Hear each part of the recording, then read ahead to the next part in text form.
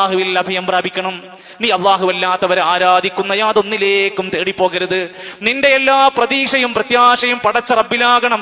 മരണപ്പെട്ടവരോടല്ല, മഹാന്മാരോടല്ല, മഖ്ബറകളോടല്ല. അങ്ങനെ നിനക്കൊരു സ്വഭാവമുണ്ടെങ്കിൽ ഫഹുവ സ്വനമുക, അത് നിന്റെ വിഗ്രഹ പ്രതിഷ്ഠ തന്നെയാണ്. എന്റെ വാക്കുകളല്ലല്ലോ. മറ്റൊരു കിതാബ് ഫുതുഹുൽ ഗൈബിൽ ഒന്നുകൂടെ വ്യക്തമാക്കി പറഞ്ഞു, വിഗ്രഹങ്ങളെ ആരാധിക്കുക എന്നത് മാത്രമല്ല ശിർക്ക്. വലൈസ ശിർകു അൻ തഅബുദൽ അസ്നാമ, വിഗ്രഹങ്ങളെ ആരാധിക്കൽ മാത്രമല്ല ശിർക്ക്.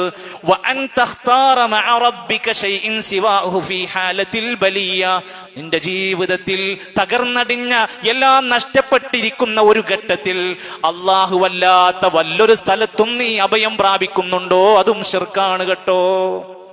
നീ ഇങ്ങനെ വിഗ്രഹങ്ങളെടുത്ത് പോയിട്ട് തന്നെ പറയണമെന്നൊന്നുമില്ല.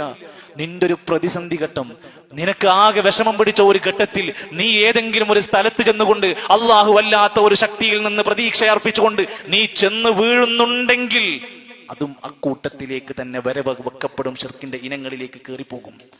എന്നിട്ട് മഹാരഥന്മാരായ പണ്ഡിതന്മാരുടെ കൂട്ടത്തിൽ ഈ ഒരു മഹത്തായ പണ്ഡിതന്റെ സ്ഥാനം രേഖപ്പെടുത്തുന്നതിന് പറ്റുന്ന രൂപത്തിൽ അന്നത്തെ കാലത്ത് ഫതുഹുർ റബ്ബാനിയിൽ അദ്ദേഹം രേഖപ്പെടുത്തുകയാണ്, നീ ഖുർആൻ പഠിക്കുക.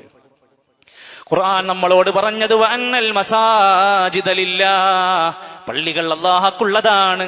ഫലാ തദ്ഉ മഅല്ലാഹി അഹദാ, പള്ളികളിൽ നിങ്ങൾ ഒരാളെയും വിളിച്ച് അല്ലാഹുവിന് പുറമെ അല്ലാഹുവിന്റെ കൂടെ മറ്റൊരാളെയും നിങ്ങൾ വിളിച്ചു പ്രാർത്ഥിക്കരുത്.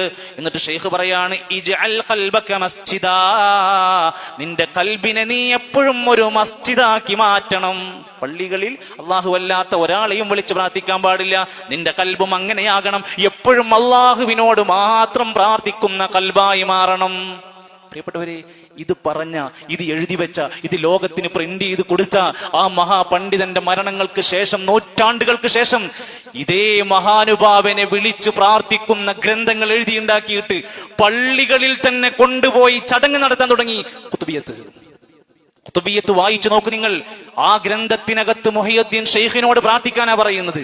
മുഹയ്യുദ്ദീൻ മാല തമിഴിലും മലയാളത്തിലും മിക്സ് ആക്കി ചേർത്ത് വെച്ചിരിക്കുന്ന ആ വാചകങ്ങൾ മുഹയ്യുദ്ദീൻ ഷെയ്ഖ് പഠിപ്പിച്ച ആദർശത്തിന്റെ നേർവൈപരീതം സംഭവിച്ചു പോയി.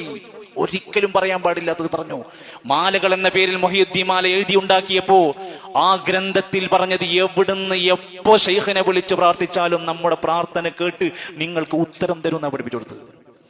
ഏത് സ്ഥലത്താണെങ്കിലും വല്ലേ നീലത്തീന്നും എന്നെ വിളിപ്പോർക്ക് വായ്പോടാ ഉത്തീരം ചെയ്യും ഞാൻ എന്നോവർ. റബീഉൽ അവ്വൽ മാസം മൊത്തം നബിന്റെ മദ്ഹാണെന്ന് പറഞ്ഞു കുറെ വ്യാജ മസാലകൾ പാടി പാടി നടന്നു.